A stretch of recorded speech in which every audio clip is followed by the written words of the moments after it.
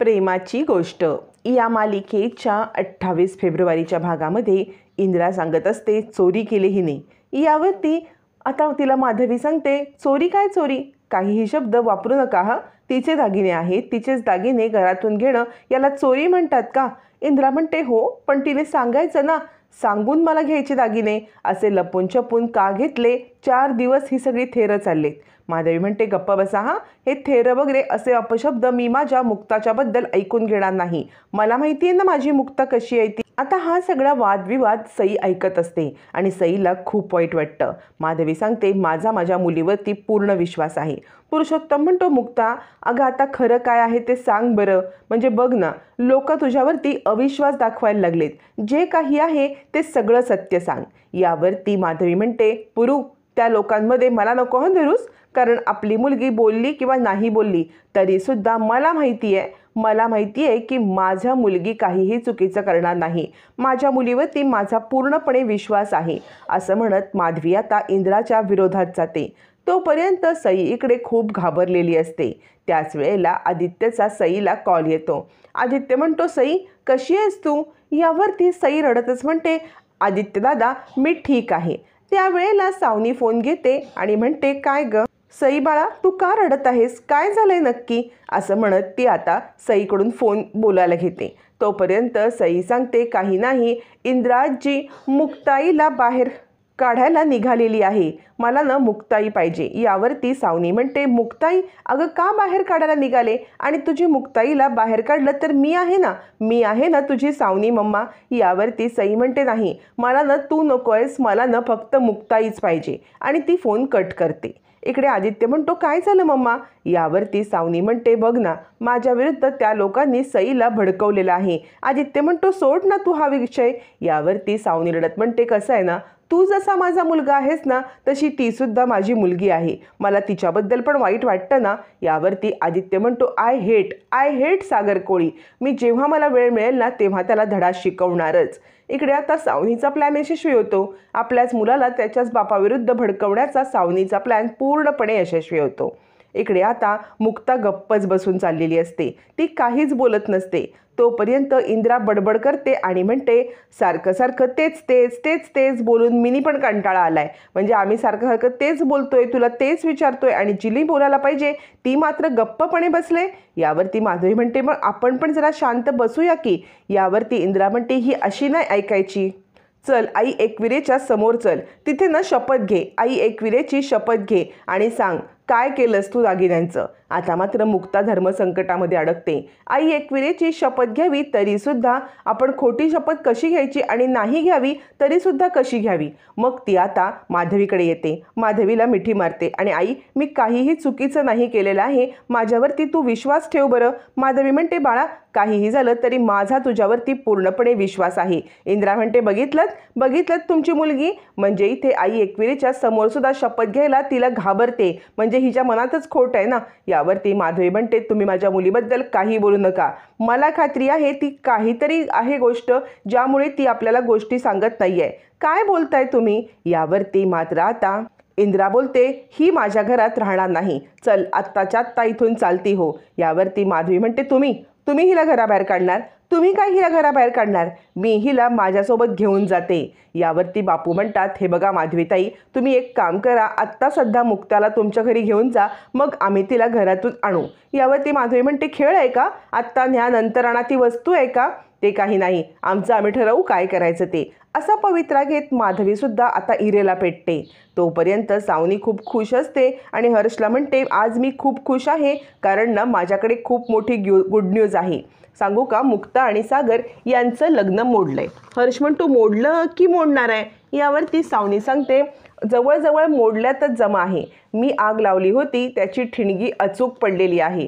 तुला माहिती आहे का, आज मी सईला कॉल केला होता, सईला कॉल केला त्यावेळेला मुक्ताला इंदिरा घराबाहेर काढते. नक्कीच काहीतरी झालेलं आहे. मी अशी आगच लावली होती. म्हणजे सागरच्या मनामध्ये मुक्ताविषयी असं विष पेरलं होतं ना की या सगळ्यामध्ये सागरसुद्धा मुक्तावरती विश्वास ठेवणार नाही. आणि एकदा का सागर मुक्ताचं भांडण झालं, त्यांचा डिवॉर्स झाला की मग सईला माझ्याकडे आणण्यापासून कुणीही थांबवू शकत नाही आणि मग तुला माझ्यापासून लग्न करण्यापासून पण कुणी थांबवू शकत नाही.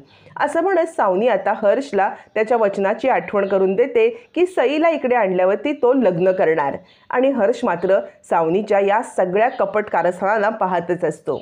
तोपर्यंत इकडे आता माधवी सांगत असते, चल चल मुक्ता. यावरती मुक्ता म्हणते, आई माझ्याशिवाय सई कशी राहील, मी नाही ग येऊ शकत. यावरती इंदिरा म्हणते, काय नाही, सईला सांभाळायला मी आहे. सईची काळजी तुनी करायची काही गरज नाही आहे. बापू म्हणतात, इंदिरा तुझं थोबाड जरा बंद ठेव. माधवी म्हणते, आता मी कोणाचंच काही ऐकणार नाही. असं म्हणत असताना ती आता मुक्ताला घेऊन निघते. इंदिरा म्हणते, चल निघ बाहेर. असं म्हणत ती हात धरते आणि मुक्ताला बाहेर फरफटत आणते. आणि त्याच वेळेला मुक्ताचा तोल जातो आणि तिला सावरायला तिथे सागर येतो.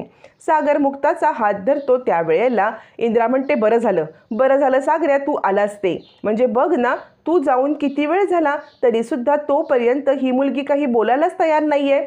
यावरती सागर ठामपणे म्हणतो, मुक्ता कुठेही जाणार नाही आहे. यावरती इंदिरा म्हणते, काय बोलतोयस तू? सागर म्हणतो, हो, खरं तर मला माफ करा, चुकी माझी आहे. इंदिरा म्हणते, काय चाललंय काय? उलटी गंगा कशी काय व्हायला लागली? सागऱ्या बोल ना. सागर म्हणतो, थांब. आणि तो मुक्ताला हाताला धरून आत आणतो. इंदिरा म्हणते, काय चाललंय? चुकी तिची, माफी तू का मागतोयस? माझं डोकं बधीर झालंय, काय झालंय सांग लवकर. यावरती सागर म्हणतो, आज पण तुम्ही बोलणार नाहीत का? इतका महिनाभर माझं बोलून डोकं फिरवलं तुम्ही. एक महिनाभर मला त्रास दिलात आणि आज बोलण्याची वेळ आहे तर गप्प बसलात. सांगा काय खरं झालंय ते सांगा. यावरती इंदिरा म्हणते, काय झालं असणार? हिला लपवाछपवी करायची आहे. सागर म्हणतो, नाही, म्हणजे ज्या कोळी कुटुंबाची इब्रत जपण्यासाठी, ज्या कोळी कुटुंबाची अब्रू वाचवण्यासाठी इतकं सगळं सहन करताय, पण तेच जर तुमच्यावरती आरोप करत असतील तर बोला, काय सत्य आहे ते बोला. आज पण तुम्ही बोलणार नाही का? या घराण्याची अब्रू वाचवण्यासाठी तुम्ही जे काही केलं ते सांगणार नाही का? असं म्हणत सागर आता सगळ्यांच्या समोर खूप मोठा आता गौप्यस्फोट करायला निघालेला असतो. सागर म्हणतो, नाही, मला माहिती आहे ना तुम्ही अशा बोलणार नाही आहे, त्यामुळे मीच सगळ्यांच्या समोर सत्य आणणार आहे. आता मात्र पुरुषोत्तम आणि माधवीला कळत नाही की सागरला असं काय समजलंय, त्याला मुक्ताने केलेल्या कामाचं काही समजलंय का? असा विचार करत असताना सागर दार उघडतो. दारामध्ये उभे असतात कार्तिक आणि स्वातीला तो या आत या असं म्हणतो. हातामध्ये बॅग वगैरे घेऊन कार्तिक आणि स्वाती आता मात्र घरात एंटर करतात. कार्तिक आणि स्वातीला घरात एंटर करताना बघून इंदिराला खूप आनंद होतो. जावई बापू तुम्ही आलात. स्वाती तू आलीस? अगं कळवायचंच तरी ना, आम्ही तुम्हाला आणण्यासाठी एअरपोर्टला गाडी पाठवली असती. असं काय, असे अचानक कसे आलात? आणि आलात त्यालात पण घरात आपल्या हा नको ते तमाशे. असं म्हणत इंदिराला काय करू आणि काय नको असं झालेलं असतं. पण तोपर्यंत स्वाती आता मुक्ताकडे येते आणि म्हणते, खरंच मुक्ता थँक्स. म्हणजे माझ्यासाठी इतकं सहन करतेस, घरच्यांचे आरोप सहन करतेस. तुझे जितके आभार मानू ना तितके आभार मानायला कमी आहेत. खरंच मुक्ता तुझ्यासारखी वहिनी मला मिळाली, माझं खूप भाग्य आहे. यावरती स्वाती आता कर्मकहाणी सांगते आणि म्हणते, मुक्ता वहिनीने विकलेले दागिने हे दुसरे तिसरे कुणासाठी नसून आमच्यासाठी आहेत. कार्तिक मुक्ताच्या समोर येतो आणि मुक्ता वहिनी मला माफ कर, आज माझ्यामुळे तुला हे असं आरोपीच्या पिंजऱ्यामध्ये उभं राहावं लागलं. खरंच मला माफ कर. म्हणजे या सगळ्यामध्ये तुझी चुकी नसताना सुद्धा तुला खूप काही ऐकावं लागलं, फक्त आणि फक्त माझ्यामुळे. असं म्हणत कार्तिक घडलेला सगळा प्रकार सांगतो. इंदिरा म्हणते, काय चाललंय काय तुमचं? सगळेजण तिची माफी मागताय, नक्की तुम्ही असं केलंय तरी काय? यावरती कार्तिक सांगतो, मला मोठ्या संकटातून वाचवण्यासाठी मला पैशाची गरज होती आणि तेच पैसे मुक्ता वहिनीने तिचे दागिने विकून जमा करून मला दिलेत. यात मुक्तावहिनीचा दोष नाही आहे. स्वातीने वचन दिल्यामुळे तिने काही सांगण्यासाठी नकार दिला. आता मात्र इंदिराचे डोळे खाडकन उघडतात. आत्तापर्यंत ज्या मुक्ताला बाहेर ख्याली समजत होतो, तिला आपण नको ते बोलत होतो, तीच मुक्ता आपल्या स्वातीला वाचवण्यासाठी पुढाकार घेत आहे. त्यावरती कार्तिक म्हणतो, हो, म्हणजे आम्हाला वाचवण्यासाठी मुक्तावहिनी या मोठ्या दिव्यातून गेली आता मात्र इंद्राला आपण काय बोलावं कळतच नाही. आत्तापर्यंत केलेल्या सगळ्या गोष्टी तिला आठवतात.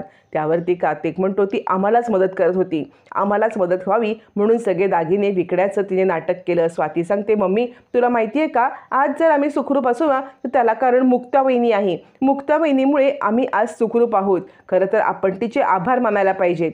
असं म्हणत घडलेला सगळा प्रकार स्वाती आणि कार्तिक घरच्यांच्या समोर आणतात. माधवी म्हणते, बघितलं मी सांगत होते ना माझी मुलगी असं काहीही करणार नाही म्हणून. माझी मुलगी 100 नंबरी सोनं आहे, सोनं. माझी मुलगी जिथे जाईल ना तिथे सगळ्यांना आनंद, प्रेम, माया हेच वाटेल. ही असे धंदे ती नाही करत. असं म्हणत माधवी आता मुक्ताची बाजू घेऊन इंद्राला चांगलीच खडसावते. नंतर आता रात्रीच्या वेळेला सगळी झोपलेली असताना मुक्ता किचनमध्ये असते. तेव्हा तिथे सागर येतो आणि मला तुमच्याशी महत्त्वाचं थोडंसं बोलायचं आहे, खरंच मला माफ करा. म्हणजे मी तुमच्यावरती विश्वास नाही ठेवला. त्यावरती मुक्ता म्हणते, ठेवलात ना, तुम्ही विश्वास ठेवलात म्हणूनच घरच्यांना सगळं समजावून देऊ शकलात ना. पण मला तुमच्याकडून आज एक वचन पाहिजे. यापुढे सुद्धा असे अनेक प्रसंग येतील, आपल्यामध्ये गैरसमज निर्माण होतील, पण त्यावेळेला सुद्धा तुम्ही माझ्याशी विश्वास ठेवाल, माझ्या पाठीशी ठाम उभे राहाल. सागर म्हणतो, यापुढे मी तुमच्या पाठीशी ठाम उभा आहे. मी तुम्हाला कोणत्याही संकटात अडकू देणार नाही. तुमच्यावरती नक्की विश्वास ठेवेन. सागर आणि मुक्ता यांच्या आता प्रेमाची एक गोड सुरुवात झालेली आहे. वाईटातून काहीतरी चांगलं घडतं त्याचप्रमाणे सागर मुक्ताची लव्ह स्टोरी आता बहरणार आहे. मुक्ता आणि सागर आता एकमेकांच्या प्रेमात पडणार आहेत आणि त्यामुळे मालिका पाहायला इथूनच फार रंजक होणार आहे.